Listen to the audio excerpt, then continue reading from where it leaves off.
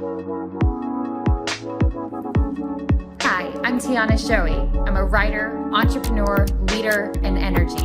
This is my podcast, Ain't Quite Right. Join me as we laugh, learn, and live big.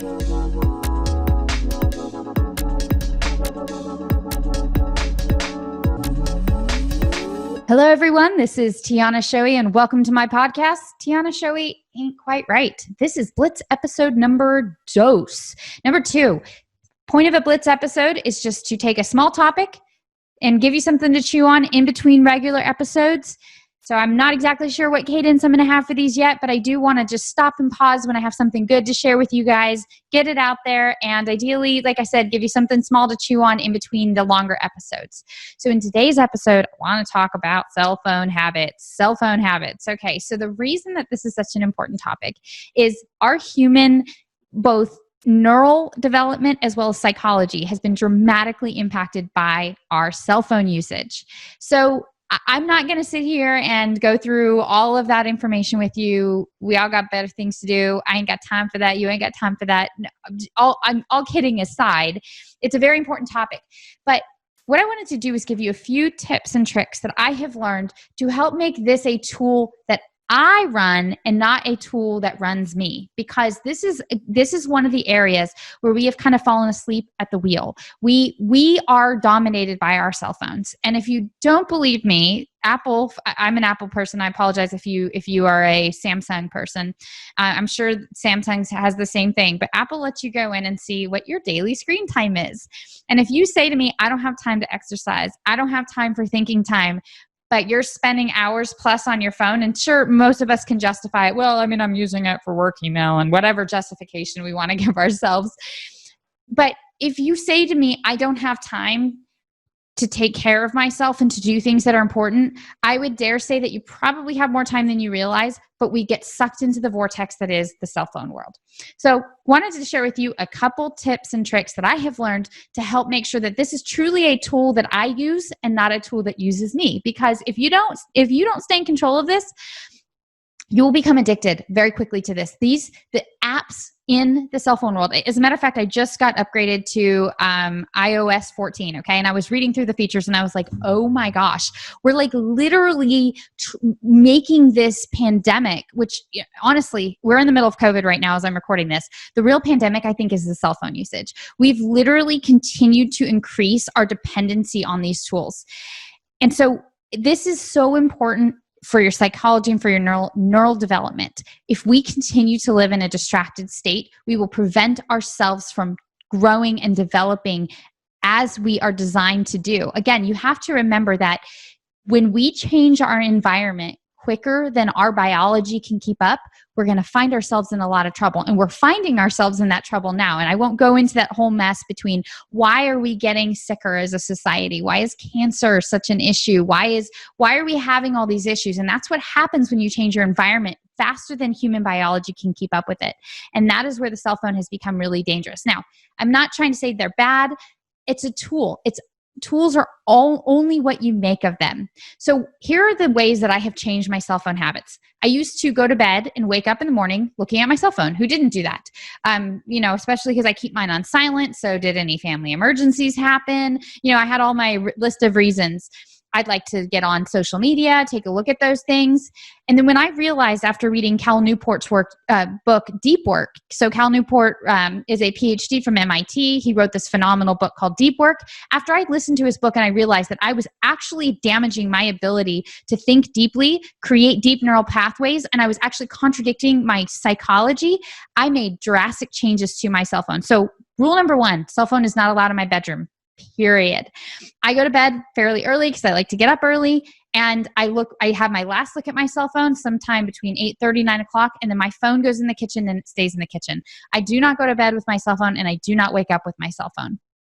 I realize that for some of you, that feels like being choked. You're like, what are you talking about? I'm not going to not have my cell phone by my bed. But here's the thing. If that's your instant reaction, if your instant reaction is there's no way I'm not going to have my cell phone by my bed, who's controlling what? Like, is it you or is it the cell phone controlling you? And that was, for me, that was such a wake up call when I was like, I'm actually having like a reaction to this that told me that there was a problem. So that was first thing, number one. Cell phone not allowed in my bedroom. When I need something to put me to sleep, I have a Kindle. I keep a bunch of fun books that I enjoy reading, and I read, and then I go to bed. I read. I have that. The reason I like the Kindle is because it gives me a variety of different books. So if I'm like, I'm not reading C.S. Lewis' Mere Christianity because it's a little bit too theological and I'm too tired. I'm going to go jump on and read Ben Corson's Optimisfits, which is just as profound, but a little bit more digestible at 8:30, 9 o'clock at night. It allows me to flip around. So rather than entertaining myself, I'm nourishing my brain. There's a difference. And so I do my journaling practice and I sit down, I read a book, and I go to sleep. That's how I wake up as well. I have a morning devotional, grab my book, read my quick 1-page devotional, and then get up and go. So first thing, no more cell phone in the bedroom. Just try it. If you're saying to myself, I can't do that, I can't do that, I challenge you, I encourage you, I invite you to join me. Just try it. Just see what happens after a week. Do you find yourself less cluttered, less stressed? There's so much yuck that happens when you go to bed reading email or looking at the news. Like, you don't understand from a psychological perspective how deeply this is impacting you. And if you're having a reaction to not doing that, that should be your sign. That's your sign.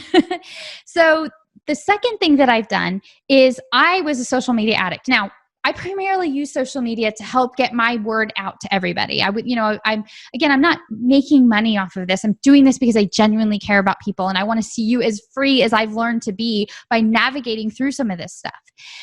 And so I had to say to myself, okay, I can't use social media as a form of entertainment because it just, again, learning from Cal Newport, it detracts from my ability to create deep neural pathways and think deeply about things. And thinking, by the way, is how I'm able to bring you content, by sitting down and challenging myself. It's also how I'm able to come into, a really healthy relationship with myself and have true self-awareness because I sat down and thought about things and I'm connecting with myself. So I have a little checklist, and I started off by giving myself, okay, I will let myself look at social media or use my phone for something other than email and communication no more than 8 times a day. And I had I have a piece of paper with boxes, and I make myself write down what time it was and check it off. And once those 8 check boxes are done, no more using the phone. And then I whittled it down to eventually 5 times a day. And I should honestly whittle that down to 3. Now, if you're saying to myself, I'm not going to give up looking at my cell phone like 20 times a minute, because that's almost what we do. I'm being sarcastic, of course. But if again, you're having a reaction to the thought that you would limit the amount of times you look at your cell phone, then again, I have to ask you the question. If you are having an emotional reaction to something, are you controlling it or is it controlling you? And while it seems innocent enough to just sit and go look at social media, how many times does it give you an emotional reaction that isn't a healthy emotional reaction because you see somebody post something stupid on Facebook that's politically dumb or whatever, or it's just not, or it detaches you from the present. It detaches you from reality. Like, it's not healthy to spend extensive amounts of time in social media. So how can you limit that for yourself? For me, I just had to say, these are my check boxes. This is what I'm going to do. I'm going to challenge you. I'm going to ask you, how can you put yourself back in the driver's seat of this tool? And it doesn't dictate to you, but you dictate to it how you're going to use it. Cal Newport suggests taking an entire month off of social media. Now, I can't personally do that because it's, again, how I communicate my message. But what I have done is, I allow myself to look at my phone no more than 5 times a day. And then that's it. I'm done. Like, I don't get in there. I don't browse. It makes me a terrible social media friend because I don't know what's going on with most people, but I'm okay with that because the people that are really important in my life, I have communication with outside of social media. There are so many excuses. I won't go through the excuses as to why, but I do this on it, but yes, I do that. Yes, I know. Whatever. I'm not going to get into your why. I'm just going to ask you what's more important to you: being distracted, being entertained, or living a life of purpose. And feeling good about who you are and what you've accomplished every day. It's a value system question, right? I value living my purpose, fulfilling my purpose much more so than I do being entertained. So, Again, it's a tool. I listen to a lot of audiobook on my phone. There's a lot of great things you can do with that tool, but where is it controlling you, and where can you take that control back in your life? And where do you have an emotional reaction when the thought of not having it goes away? And what does that tell you about yourself? So I'm just challenging you to ask yourself some questions. So again, phone habit, no phone allowed in the bedroom anymore. 5 times a day to go on social media. And I limit that time, by the way, to no more than 15 minutes. I mean, when you add that up at the end of the week, do you know how much time you could have to either be reading a book, learning something new, exercising, doing something better for yourself than just purely being entertained? There's nothing wrong with entertainment, but how much entertainment should one person have in a week versus self-development versus working on things that you love? One of the things that scares me about where we're going as a society is that we're more interested in feeling good than we are doing good. And that scares me. And if where in your life are you more interested in feeling good than doing good? And sometimes that doing good is for others, it's for yourself, it's for your health, it's for the bigger picture, right?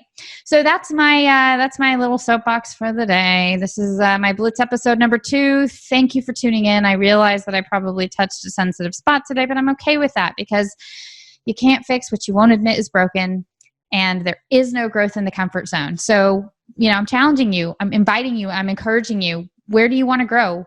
What's the difference between your ideal self and your real self? And then what do we have to do to bridge that gap?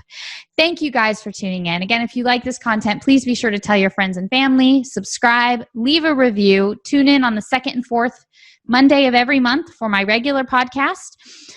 And until next time, folks, this has been Tiana Shoei, Ain't Quite Right. Thank you for tuning in. For additional content, including my blog and social media, see my website, tianashoei.com. I would greatly appreciate it if you could subscribe, leave a review, and be sure to tell your friends and family, anyone else that you think might enjoy joining us on this journey. Until next time.